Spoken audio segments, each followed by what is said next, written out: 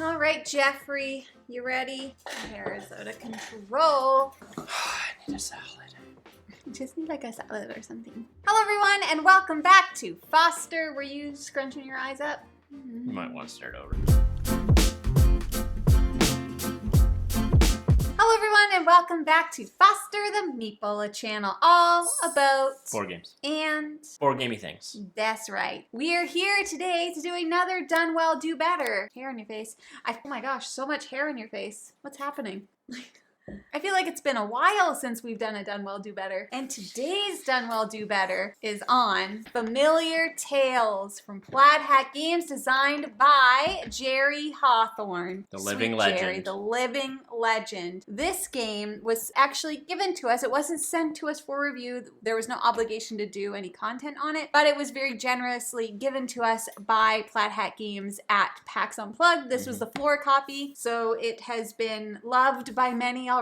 Thank you to Nikki and Jerry for Yes. thinking of us and giving us this opportunity. It was so nice to meet both of you, and we're very humbled. First off, we're going to start with a little bit of an overview, and then we are going to jump into our Done Well, Do Better review. Familiar Tales. Oh boy, oops, she's upside down. Familiar Tales, a story crafting game. Magical creatures vie for the fate of a child. In the far-off kingdom of Principalia, dark forces have displaced the royal family. One by one, the royals have been waylaid until only a wee infant, the heir to the throne, remains. Now, a wizard's beloved familiars are all that stand between the life of an innocent babe and a sorceress would-be usurper, as an entire kingdom holds its breath in fear. Familiar Tales is an exciting narrative game where players take the roles of a wizard's familiars, entrusted with saving and raising a displaced princess. They must keep her safe from the evil forces that would see her dead. But when it comes to children, it's not enough to merely survive. The familiars know that every choice they make will affect the young one in their care. If they are victorious and the throne is reclaimed, what kind of woman will sit upon it? I mean, come on. This is a campaign story telling game. I've already described this before if you've heard of me talk about it. This is like a Disney princess story where the story, instead of being focused specifically on the princess, is focused on the little critters in the story. Yeah. It is all about the familiars, each person. So we're playing a 2-player game. This can be played 1 to 4. Yep. So right now as 2 players, I control 2 familiars and Jeff controls 2 familiars. Yes. And you use those familiars to make decisions, do actions, and go through the story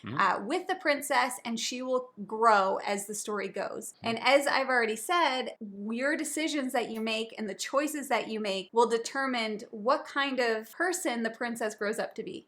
Is she going to be a rebellious teenager? I don't know. Is she going to be like a very well-behaved little princess? I don't know, because we haven't gotten that far yet. But that is the premise of this game. It is an app-based game, does have an app with it, with an insanely amazing voiceover cast. It's beautiful. Paula Deming is in it. It's a beautiful, beautiful app. It's beautiful. It's beautiful. The storytelling is epic. It is as immersive an experience, I think, that you can get in a board game.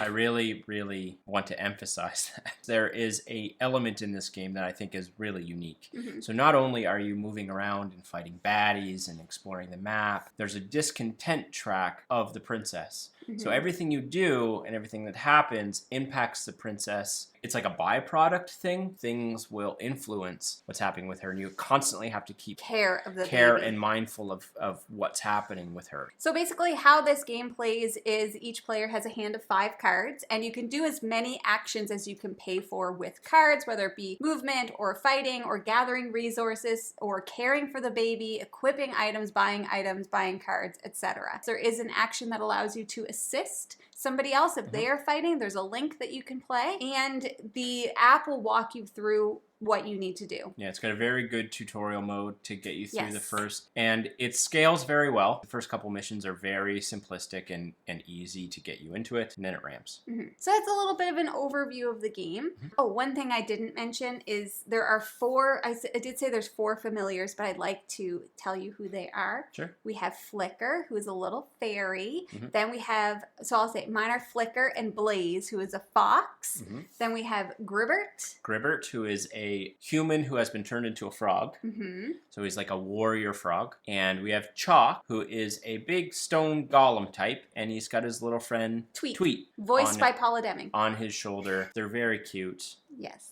Very lovely. It's been a very pleasurable experience. Yes. Let's get into the done well, do better, starting with done well. The thing that is done the best, in my opinion, is the theme. This theme is literally everything I've ever wanted in a theme and more. The story is amazing. The type of story, the fact that it is like that, the critters are like saving the princess and getting her to the throne. Like anybody who knows me knows that I love Disney, and this is basically like a Disney movie in a game. The theme is incredibly well done. Everything that you do, you have to gather resources like food in order to care and feed the baby, or you need cloth because you need to be able to change the baby's diaper, or like whatever it is. It's not inherently change her diaper. Let's just be clear. Yeah, but like that's thematically, I think, what it is. Yeah. I think that the theme is amazing. I love everything about it, and I'm obsessed with the theme. Yeah, I think the theme is dynamite. I don't want to harp on the app too much, but it is strikingly amazing. Like the voiceover work in this is incredible. It really pulls you in. All of the characters are voiced differently. There's narration from a different voice actor. It's so well done. The story is so well crafted. And it really pulls you into a fairy tale, to Jamie's point. On top of that, I like how simplistic the mechanics are. Where I think this game is going to shine the most is that it is accessible to people that want to play a campaign game. Who've never done it before. And don't want to dive into like a Gloomhaven or something that's heavy like that. It's mechanically simplistic enough, but also gives enough to gamer types to keep it interesting. Yep. I think it's super accessible. The theme also plays into that. It's got a wonderful book that opens up that has all of your maps associated with it. So, you know, you beat one section, you're moving on to a different page with a new map, with new enemies to fight and new story, and everything's done through the app. It's phenomenal. I will mention, if you don't like apps, I mean, this is an app-driven game. Yes, so. Heavily app-driven for sure. Some other things that I think it does well, the components are amazing. The little figures are great, and there's a ton of figures in here. So not only with the characters, the little princess, toddler, and young adult, and then there's also all of the unsavories is what they call the bad guys. Yeah. All have their own figures.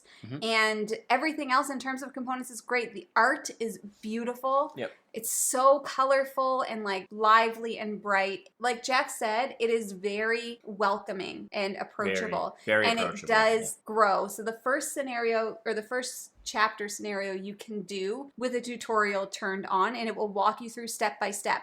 Now, everything that you need to know that way is in the rule book as well, but if you don't want to read the rule book and you just want to learn as you go, it will walk you through everything. We have noticed now we've played the first full chapter because right now the game is still in beta until it comes out fully for retail. So we only have access to the first 3 chapters. Game is played over 3 eras, so it's each era is 3 chapters. Yeah, we didn't want to get too far ahead and then have to wait. We wanted to play enough, which I think we have, to do this video and give you enough of an overview, but we didn't want to get too deep into it. Each one that we've played so far has gotten just slightly, a little bit more difficult, or slightly the decision making becomes more important. If you're nervous about getting into a campaign game because it just seems overwhelming, I wouldn't be overwhelmed by this. It doesn't take up too much table space because it is a storybook. So we're playing on a 3x5 table. That is plenty of room. It's all you need. The app saves everything for you, and each character has its own little box. So you put all of their cards, their tokens, and everything right in there, and then there's a campaign log to record it.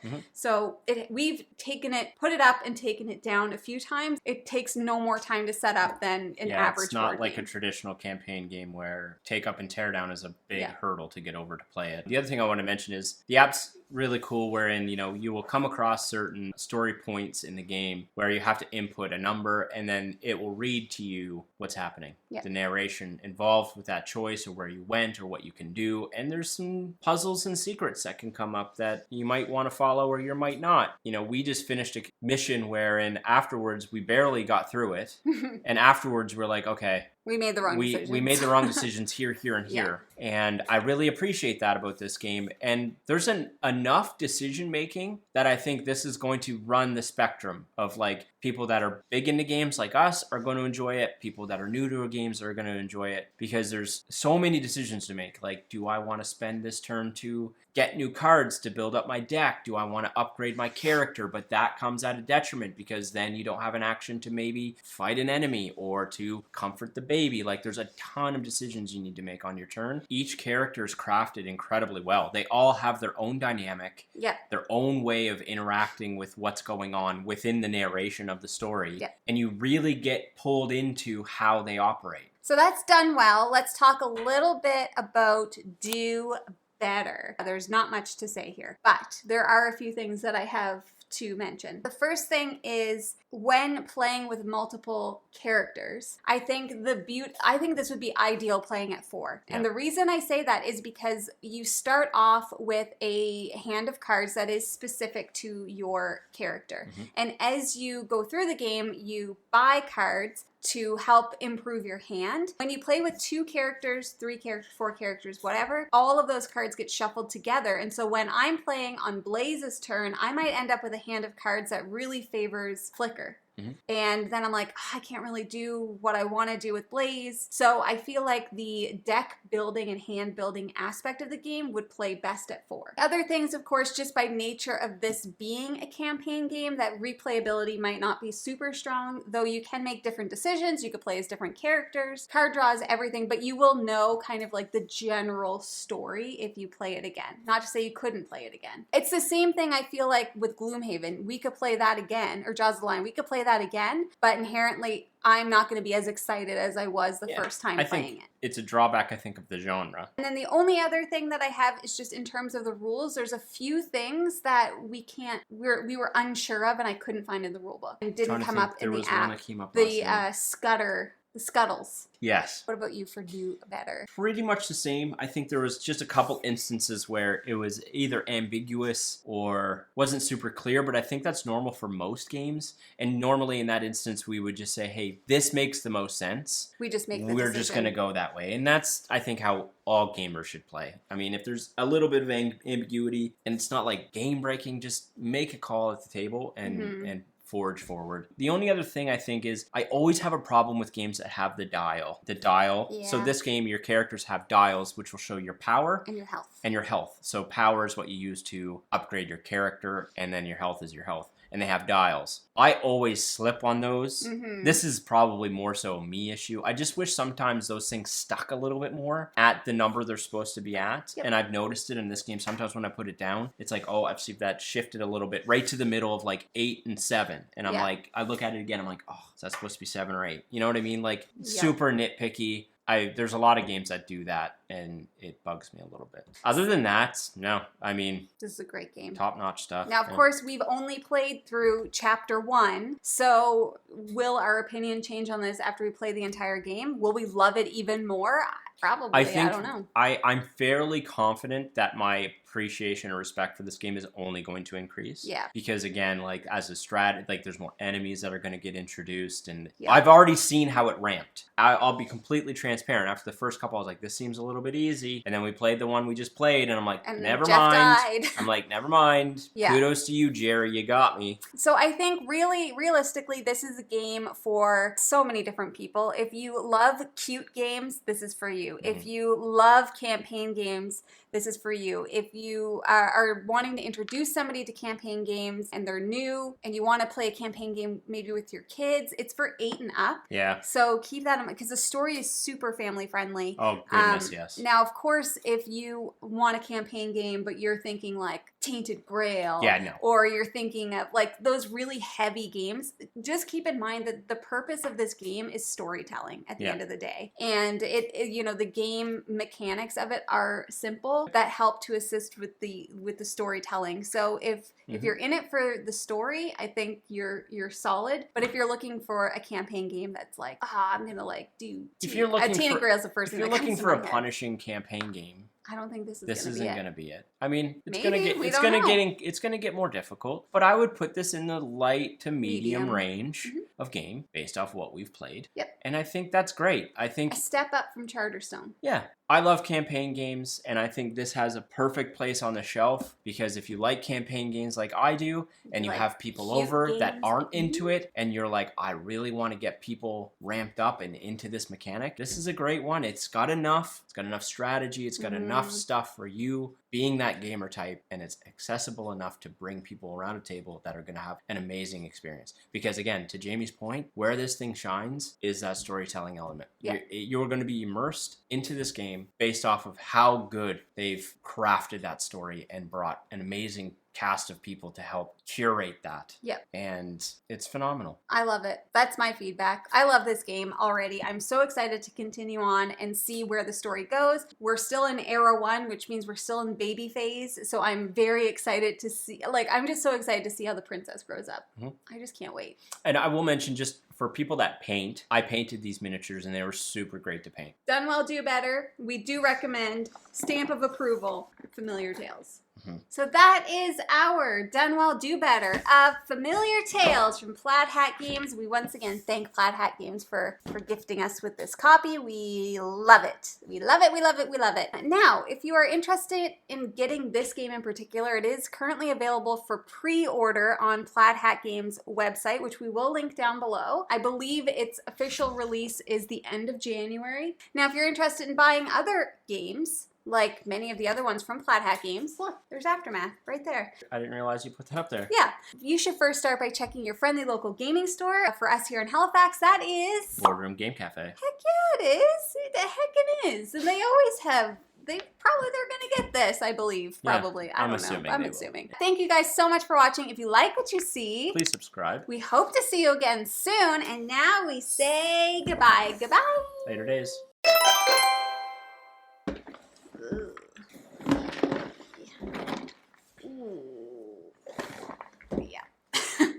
Okay, to rejigger this.